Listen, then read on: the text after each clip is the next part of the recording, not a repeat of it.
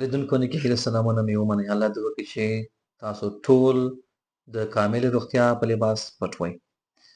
زه ډاکټر عصمت الله څپن د خلا مرضو متخصص نن بیا په یوه ډېره مهمه موضوع باندې خبرې کوم.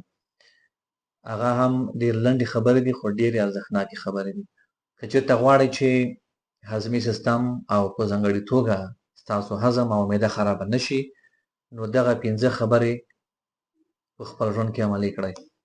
لومړی دا چې غذا په ښه ډول وژویئ، یا خوند چې وهئ ښه یې میده کړئ، غذا ښه میده کړئ، یا ورو ورو خوراک وکړئ.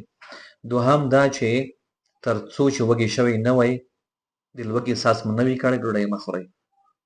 دریم دا چې ځان په یو ځل مه مړوئ. څلورم، له هرې غذا وروسته سمدستي وروسته 5 دقیقې تیز قدم ووهئ یا وکړئ. پنځم دا چې د خوب او خوراک ترمنځ باید حد اقل 3 ساعته فاصله مراعات کړئ، تر څو مو په دې 5 خبرو عملي کولو سره هضمي سیستم او معده سالمه پاتې شوي وي. او دا خبرې هغې چا لپاره هم مهمې دي چې د معدې له ستونزو څخه کړېږي، لکه د معدې جوش، سوی، دردونه، پړسوب او د هضم خرابوالی. ډېره مننه.